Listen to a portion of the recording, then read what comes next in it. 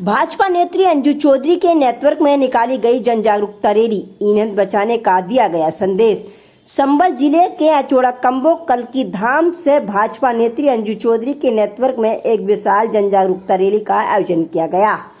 Rally का उद्देश्य लोगों को ईंधन बचाने, पर्यावरण संरक्षण और जागरूक नागरिक बनाने के लिए प्रेरित करना था। रैली में बड़ी संख्या में भाजपा कार्यकर्ता और महिलाओं, युवाओं और ग्रामीणों ने भाग लिया।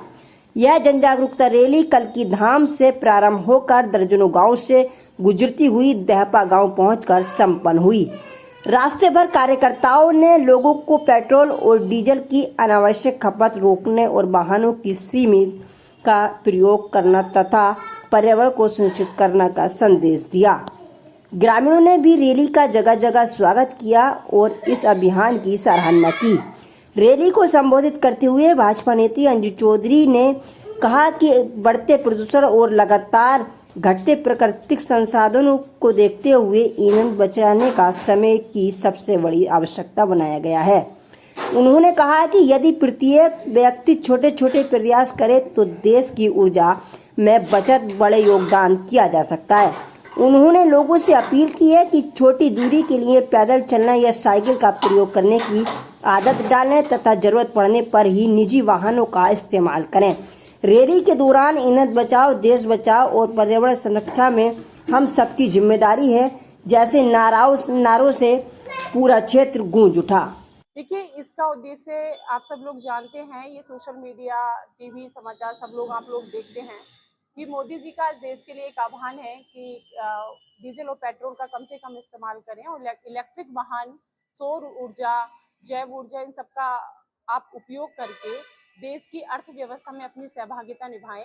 तो मेन मकसद यही था कि हम इलेक्ट्रिक वाहन का इस्तेमाल करके अगर कहीं जा सकते हैं तो हमें उनको प्राथमिकता में रखना चाहिए। मैडम, इसका शुभारंभ कहाँ से हुआ है, कहाँ जाके इसका समापन है?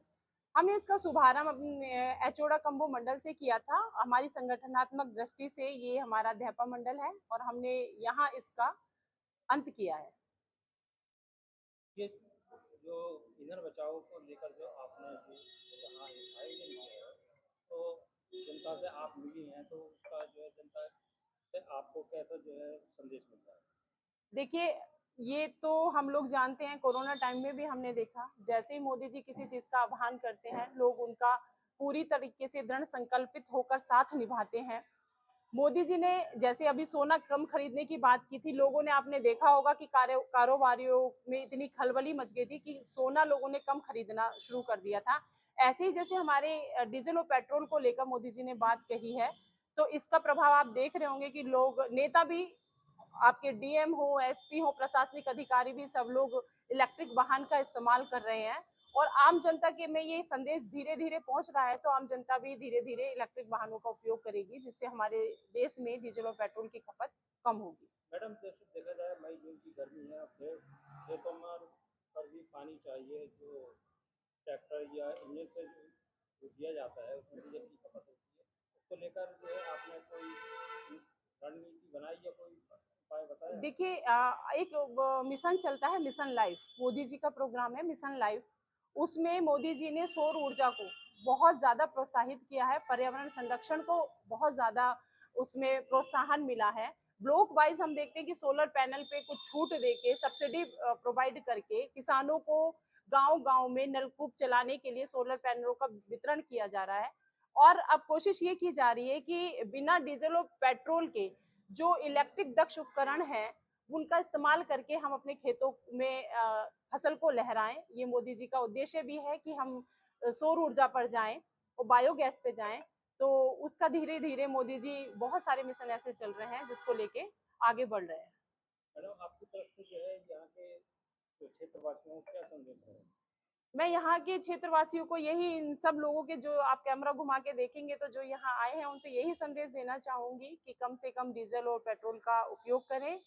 आप जो हमारे प्राकृतिक संसाधन है उनका संरक्षण करें, पर्यावरण संरक्षण करें। ऊर्जा जो हम इस्तेमाल कर रहे हैं किसी रूप में, उसको इलेक्ट्रिक रूप में करें, उसको बायो रूप में करें। यही मैं सब लोगों से यहाँ प्रार्थना करना चाहूंगी और इसको जन जन तक पहुंचाएं।